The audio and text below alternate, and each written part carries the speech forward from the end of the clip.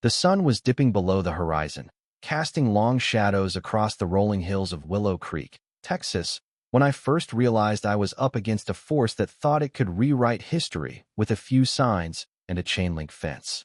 My name's Ethan Caldwell, and I'd just inherited my grandfather's ranch after 15 years grinding away as a mechanical engineer in Houston. I thought I'd left the city's chaos behind for the quiet of rural life, where the biggest drama was who'd forgotten to mow their lawn. But the moment I stepped onto the land my grandfather had worked since 1952, I knew I was in for a fight. Clara Hensley, the self-proclaimed queen of the Willow Creek HOA, stood there with her clipboard and a smile sharp enough to cut glass, telling me I had no right to set foot on what she called HOA common property. That land, marked by iron stakes my grandfather drove into the earth himself, was now fenced off, complete with signs and a makeshift camp that looked like it belonged in a survivalist reality show. They'd even invited hunters to manage wildlife. The only problem? My one-ton bull, Titan, didn't take kindly to strangers. When Clara's right-hand woman, Rachel Monroe, swung open the gate to prove their control, I opened one on my side. 42 seconds later, their camp was in ruins, an ATV was flipped, and my security cameras captured it all, forcing the HOA to call an emergency meeting that night. This wasn't just a land dispute, it was a lesson in what happens when you underestimate a family's legacy and a bull with a grudge. 6 months earlier, I'd moved back to Willow Creek, expecting peace. Instead, I found a 6-foot fence cutting through what should have been my pasture, right up to the creek my great-grandfather bought with oil field money. Behind it sat canvas tents, folding tables, portable toilets, and a fire pit, HOA's version of staking a claim. I dug out my grandfather's 1952 survey, kept in a faded manila envelope, and confirmed the land was ours. But the iron markers he'd set were gone, replaced by shiny new stakes that shaved 3 prime acres off our property. Clara appeared like she'd been waiting for her cue, her silver hair pulled tight, her voice dripping with authority. "Mr. Caldwell," she said, barely glancing at my survey. "This is HOA common space. Our professional surveyors have settled this. Property lines change." Her dismissal of 70 years of family history was so casual it felt like a slap. She wasn't just wrong, she was daring me to fight, betting I'd back down like others before me. She didn't know my grandfather taught me that some battles are worth fighting, and he'd left me the tools to win them. I walked the property that afternoon, searching for answers. Near the southeast corner, under a pile of dirt and leaves, I found one of my grandfather's iron markers, knocked over but still there, exactly where his survey said it should be, 50 yards inside the HOA's so-called common area. Someone had tried to bury the evidence, but they'd been careless. Then I checked my security cameras, installed when I moved back. The footage from 3 weeks prior showed a crew working at 2 a.m., digging up markers under Clara's watchful eye, her silhouette clear in the infrared glow. This wasn't a mistake, it was theft, planned and executed with military precision. Clara thought I'd be another pushover, intimidated by her official-sounding nonsense. She didn't know I was raised by a man who believed in preparation over surrender. The next morning, I called a lawyer, Thomas Grayson, whose office in downtown Willow Creek reeked of old leather and expensive advice. He listened patiently, then delivered a gut punch. This could be adverse possession. The HOA's been using this land openly for years. Without proof of when the encroachment started, it's your word against theirs. He suggested a boundary dispute specialist and warned it could take years. Years. While I burned through my inheritance, the HOA would dig in, building more to strengthen their claim.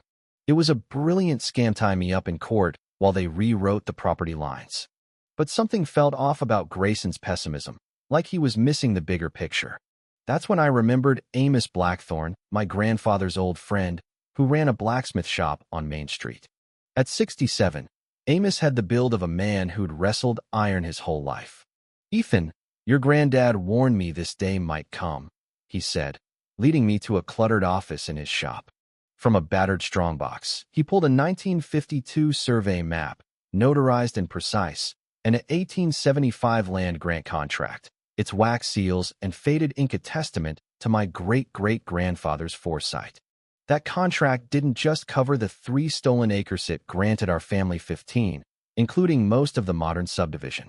Better yet, It had a clause.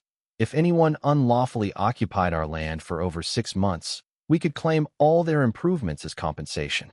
My ancestor had built a legal trap, and Clara had walked right into it. Clara struck back with a certified letter from Hensley Legal Services, threatening lawsuits for trespassing and harassment. The letterhead looked too perfect, like it came from a cheap online template. A quick check on the Texas State Bar website confirmed my suspicion. No such firm existed, and Clara wasn't a lawyer. Meanwhile, Rachel Monroe, the HOA's vice president and a cutthroat real estate agent, was showing the disputed land to investors in suits, according to my neighbor, Mrs. Ellison. Public records revealed Rachel's plan. A Cedar Valley Resort Development LLC, covering 15 acres, including my family's land, to build a luxury resort. She'd filed paperwork claiming to represent all homeowners, a blatant lie to sell out the neighborhood for millions. The audacity was staggering. She was betting I'd cave under pressure. I decided to fight fire with fire rather, with 30 head of cattle, including Titan, a bull with the temperament of a runaway train. While Clara and Rachel escalated, hiring a fake wildlife expert named Greg Walsh to justify expanding their control, I prepared my own strategy. Greg, in brand new camo gear, declared my cattle a safety risk, recommending a perimeter that encroached even further onto my land. Then came another letter from Silverstone Development, signed by a Magnus Sterling, offering to buy my land with a 30-day deadline, hinting at eminent domain if I refused. The threat was clear, but they'd made a mistake, putting their scheme in writing. The next morning, Greg returned with hunting gear, setting up deer stands around the disputed area. I overheard Rachel on the phone with Sterling, discussing plans to neutralize my cattle as a safety measure. It was a criminal conspiracy, plain and simple. I called Deputy Luke Harper, a local sheriff's deputy who'd grown up in Willow Creek and hated developers' dirty money. Luke revealed the FBI was already tracking Silverstone for similar scams across 4 states. My evidence was the key to a federal case. The showdown came at Clara's emergency HOA meeting, called to address the livestock crisis. 200 residents packed the community center, built on land my family owned since 1875. Clara started with a PowerPoint about cattle dangers, but I hijacked the projector, displaying emails from Greg's USB drive recovered after Titan flipped his ATV detailing the Silverstone conspiracy. The room erupted as neighbors learned Clara and Rachel planned to sell their homes for a resort, using fake legal threats and fabricated emergencies. Clara's defense crumbled as she shouted about modernizing the community, admitting they targeted me as an easy mark. FBI agent Laura Kim, in the audience, read Clara her rights mid-rant. Rachel tried to bolt, but was cuffed by Luke at the door. That night, neighbors tore down the HOA's camp, burning signs in a bonfire while Titan watched approvingly. The 1875 contract gave me legal claim to the community center, playground, and pool, but I donated 10 acres back as a public park, keeping 5 for the homestead. Titan became a local legend, his Instagram account gaining thousands of followers. The FBI dismantled Silverstone's network, thanks to the evidence I uncovered. Clara and Rachel learned the hard way that some things like family land and a stubborn bull aren't for sale.